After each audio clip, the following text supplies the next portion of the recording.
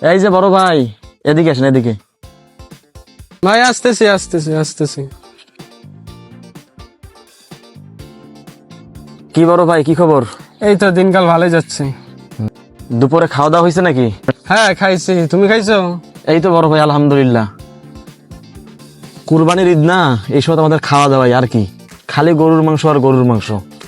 আর গরুর মাংস ভাল লাগে না। ও গরুর মাংস, সবসময় শুধু ইসলামের বাণী শুনে আমাকে। আজকে শালারে প্যাসে ফেলাম। ইসলাম ধর্ম তো শান্তির ধর্ম, তাই না? হ্যাঁ, শান্তির ধর্মই তো। কেন, সমস্যা কোনো? তোমরা যে কোরবানির নামে প্রতি বছর এত পশু হত্যা করো, এটা কি কোনোভাবে ভালো কাজ হতে পারে? হ্যাঁ বড় ভাই, আপনার কথায় অনেক যুক্তি আছে, তবে এখানে আমারও কিছু প্রশ্ন আছে।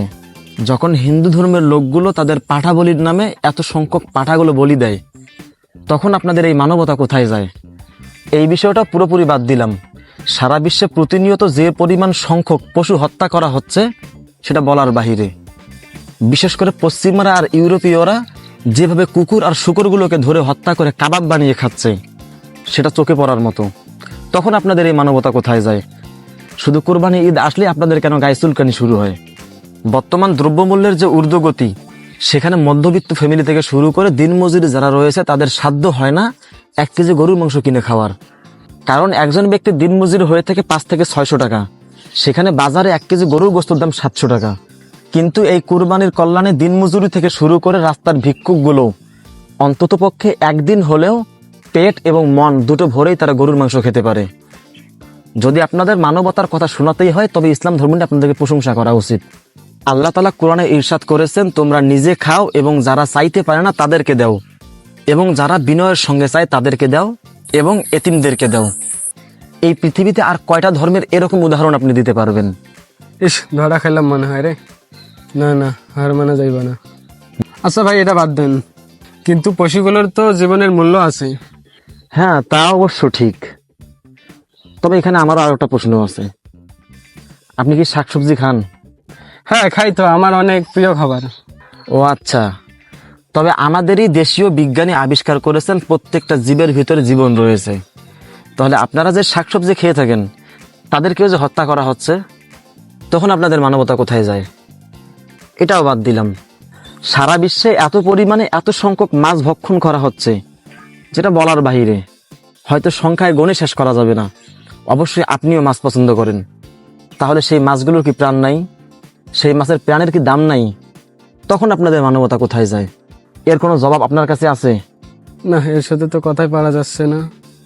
না, এভাবে হার মানা যাবে না, আমাকে চেষ্টা করতেই হবে। আচ্ছা এটাও বাদ দাও, এভাবে অস্ত্র দিয়ে আপনারা যে গরু জবাই করতেছেন, এর দ্বারা আমাদের পরবর্তী প্রজন্ম সন্ত্রাসী কি শিখতেছে না? হ্যাঁ, কথায় অবশ্য যুক্তি আছে। তবে আমারও একটা প্রশ্ন আছে। এই প্রজন্মের বাচ্চা থেকে যুবক সকলেই সিনেমায় আসক্ত, আর এই যুগের সিনেমাগুলোই হচ্ছে অ্যাকশন সিনেমা। তাহলে সেই সিনেমায় মারামারি দেখার পর তারা কি সন্ত্রাসী শিখছে না? তখন আপনাদের মানবতা কোথায় যায়?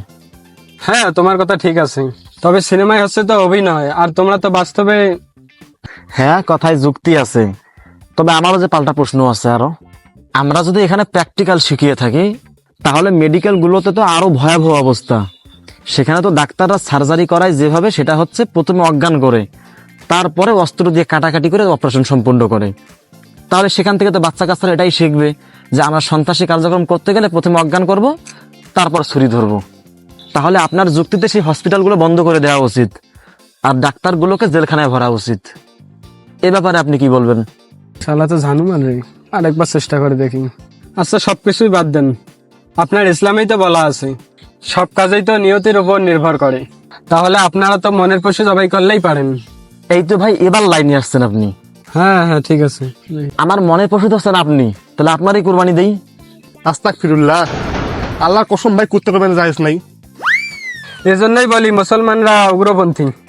আমরা শাহাবাগী আর দাদা বাবুরা যদি একসাথে যদি পেশাব কইরা দেই, তোরা মুসলমানরা পেশাবের সাথে ভাসে যাবি। আরে শাহবাগি, ভয় পাইছি রে, ভয় পাইছি। তাহলে কুরবানি আসলে এত শৈলের চুলকানি উঠে কেন? মুইতা দিলেই তো হয়। নাকি মোতাজের নালা ওই জিনিসটা দেয় নাই? নাকি আবার ওই 3 নম্বর গ্রুপের? হ্যাঁ, তোরা মুসলমান মানুষের জাতি না, এই জন্যই আমি মুসলমানদের পছন্দ করি না। কি বড় ভাই, এত তাড়াতাড়ি তেল শেষ হলো নাকি? এই বড় ভাই,